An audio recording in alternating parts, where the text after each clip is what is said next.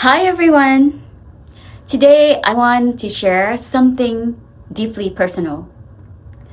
Not just about a holiday, but about identity, about memory, about family, about something that lives inside every Vietnamese person. No matter where we are in the world, it is called Tết Nguyên Đán. To us, it's simply Tết. And Tết is not just a Lunar New Year. It is a soul of Vietnam. The feeling before Tết, you don't just celebrate Tết, you feel it coming. Weeks before the house becomes alive, parents and children are cleaning every corner of the house, sweeping away all the bad lucks from the old year. New decorations go up, red and gold and any bright color everywhere, flowers blooming in the house. I left my country when I was 12 years old, and I know that I have celebrated 12 years of Tết festival since I was 1 year old. Of course, you don't remember until you turn to like 5 and 6 and 7 years old. I remember that me and my brothers and my sister were helping my parents cleaning the house, wiping all the dirt up in tall, the altar where they have like incense. We take them down, we clean with the sponges, and we make it polished and shiny. And also, I remember that my dad kept telling me, use the broom and sweep it inside and then clean them all up together. But don't sweep everything outside, especially on or closing to the New Year's Day.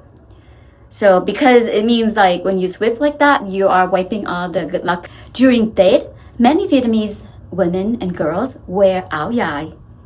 The áo dài is long, elegant, flowing, worn over silk pants. It represents grace, modesty, and strength. During Tết, you will see áo dài in bright red, yellow, pink, orange, symbolize good luck and prosperity. When a woman wears áo dài, walk in áo dài flows like a poetry. For many of us, wearing áo dài during Tết is more than just fashion. It is pride. It is culture carry on the body. It is saying, this is who am I. I'm currently wearing an áo dài right now as I'm talking to you in orange color. And basically I can stand up so you can see what it is. And also the silk pants under my áo dài. Okay, let's take a look. So this is my áo dài. It is a long dress, and then you wear normally like a silk pants inside with different color. It depends on what you like. I do have black here, but you can also wear white silk pants or orange color to match with your style. And I just want to show you what it looks like when you walk or turn around, right? It is pretty long, and that's why it's called áo dài, mean long dress. Coming home. The most important word during Tết is home. In Vietnam, millions travel back to their hometown no matter how far, because Tết means sitting at one table together. Grandparents, parents, children, even if you live in America now, when Tết comes, our hearts travel back. We recreate the tradition, we cook the same food, we gather with families, because Tết without family doesn't feel complete. I remember when my dad was here, and he lived with my brother, and every New Year's Day we gather around, my brother's home where my parents also live there. And it's kind of nice when you have family member work in the same city, just get together in 30 minutes drive or less. And we gather at our brother's house, having a family dinner together, and then we do lì xì, which I'm going to be touched that in a little bit here. And then we also play the games that call crab and shrimp and fish, whatever. And then so you bet, a fun gambling money just for fun is one of the tradition. In many Vietnamese homes, there is an altar for the ancestor. During Tết, we prepare fruit, flowers, tea, and traditional dishes. We light incense, the smoke rises slowly into the air, and we believe that our ancestors come home during Tết, not in fear, but in love. It is our way of saying that we are here, or I am here. This tradition teaches gratitude across generations. I still remember going home to home in the neighborhood, especially in my neighborhood back in Vietnam. And we used to live in an island called Phuoc. The whole entire blocks are my relatives. So my aunts, my uncle. So from home to home, when we enter each house, there's always an altar in front of the house. And it's always respectful and quiet. So when we enter the house on the first of New Year's, we actually have to bow to the altar, and then we do greeting to the adults, and we giving them wishes and wishing them a long life and good luck. And then they will give you a red envelope called lisi. Visit the temples. On the first day of Tết, families visit temples. Women in áo dài, children in new clothes, the elders walking slowly and proudly. The temples is filled with incense smoke and quiet prayer. We bow the head, we pray for health, for protection, for peace, and for the coming year. We start our year humbly. Imagine beginning of your year, not with noise, but with reflection. I still remember the 3 temples that we used to go to when we were young. The first one was called Yin Cậu, because Phuoc has a famous temple called Yin Cậu. It's located on a big rock. And this rock is actually located right by the water and the land. This is where all the ships and boats coming in and out. And so it's very famous for, people to go there to pray, take pictures. Absolutely, there are a lot of photographers there. When you come there, you don't have to worry. The tradition for Vietnamese New Year is to go to the temple and also take a picture together with your family and friends. So at least I know every year we go there, so every year we'll have a picture for memory. The second temple that we used to go to is called Chùa Cao. It is very high with 100 steps to go up there. And there is a Buddha lying, it's called Phật Nam, lying Buddha. And when we go there, when we're young, we believe that, touching or his feet or his legs will bring you good luck and protection. The third temple that we used to go to is called Chùa Ông Cọp. It's like tiger temple. I don't know why they call it tiger temple. I think because of the statue of the tiger that were set in front of the temple. So we don't know what to call, so we call it tiger temple. But this temple is very, it freaks me out every time I go there as, a young person. Any kids would go there and they would be scared. Why scared? There are chambers that talk about the 18th level of underground, or HELL.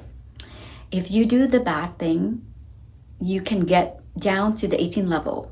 So for example, criminals, they might have, like when they pass away, the belief is you're going to go down to the 18th level of penalty. And if you're a liar, you're not honest to your friends, your family, and to the public, you might lie into level 1 or level 2, which is a little bit lighter, but it's still a penalty. So, when I was young, or everybody was young, we go there and then we start reading about the consequence of what you do in life may reflect you after you die. So, at that time, it was kind of like freak out, like why would somebody put this in a temple where you go pray for peace, but then they also educate you about how to be a good person, etc. The dragon dance, welcoming fortune. Then comes the powerful energy of Tết, the dragon dance or Múa Lân. Brightful, colorful dragons dance throughout the street, the drum beating loudly, the cymbal clash, children watch and wide eye open. With the dragon presents strength, prosperities, and protection. It is believed to chase away all the bad spirit and bring all the good fortune. As a child, watching the dragon dance felt magical. The drums tung, tung, tung, tung, tung, tung, tung, tung, did not just make sound, they vibrated in your chest. It feels like New Year was truly arriving. One of my memory is, you know, the guy that go with the dragon. He's supposed to be a funny guy with a mask. So he wear a mask with a happy face, and he always hold on the fan, and then he will fan himself, and he go around fans the dragon. And he has a big belly. And when I was young, I thought that was funny.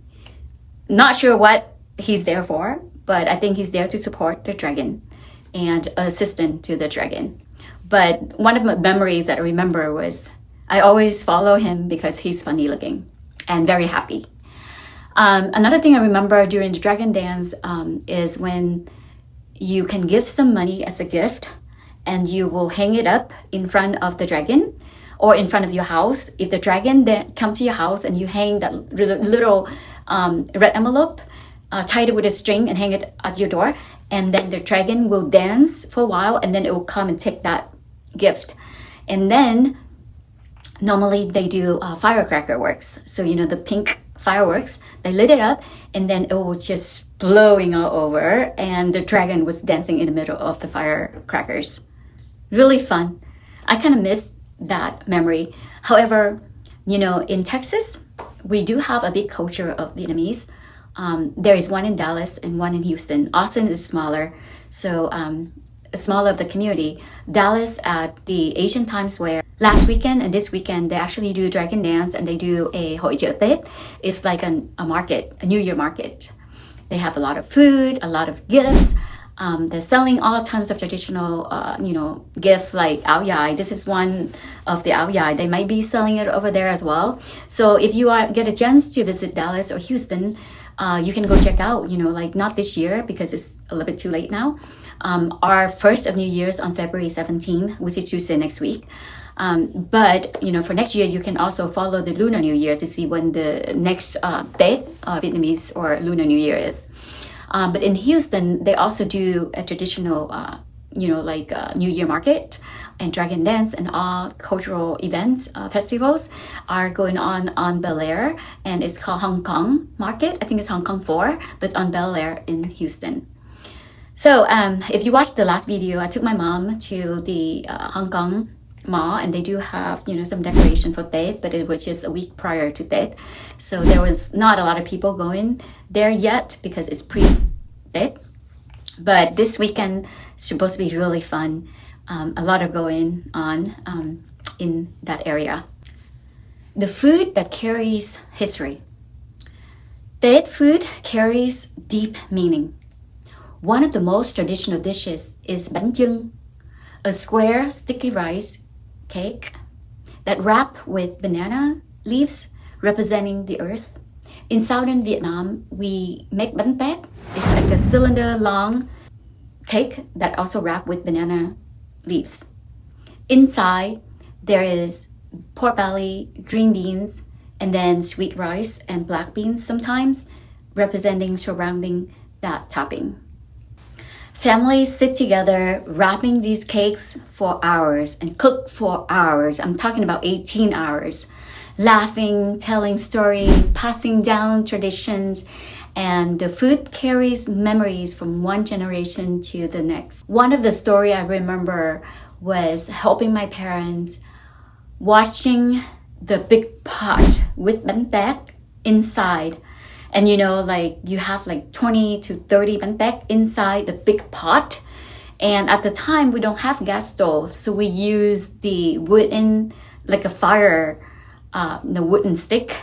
And then we lit up, and then we cook it outside, lighting in the tent, watching and monitoring actually the fire, making sure that we continue feeding with the logs, so the fire continue to cook. We stay up all night, telling stories to each other, laugh, and we also sing, to each other. It's just so much memory, and I'm just missing home right now. Talking about lucky money, lì xì. As children, we waited for one thing called lì xì. The red envelopes filled with blessing. Before we receive it, we greet the elders properly. We wish them health and longevity. The envelopes is not about the money inside. It is about hope. Even if the adults receiving a lessee, they still feel very special. Because someone is wishing you a good year ahead, which is special. The emotional side of Tết for Vietnamese family living abroad, Tết can feel bittersweet. Joyful because we celebrate, emotional because we miss home. But Tết reminds us who we are. Even far away, we still wear áo dài, we still light incense, and we still speak Vietnamese, and we gather together. Culture survives when we practice it, and Tết keep our roots alive. What Tết teaches the world? Tết teaches gratitude before ambition, family before ego, respect before success. It teaches us to slow down, to forgive, and to start fresh, and believe those values are universal. So, if you ever celebrate Tết with a Vietnamese family, when you see women in flowing áo dài, when you hear the dragon drum, tum sing, tum sing, tum sing, tum sing, tum sing, I still remember all these drum beats. Oh my God, I got goosebumps. It's when you smell the incense rising at the temple. When you sit at the table filled with traditional food, you know that you are witnessing centuries of tradition. You are witnessing the love. You are witnessing the heart of Vietnam. Tết is not just our new year. It is our remembrance, our gratitude, and our hope. Chúc mừng năm mới. Happy Lunar New Year. Cảm ơn, and thank you for listening to a piece of my heart.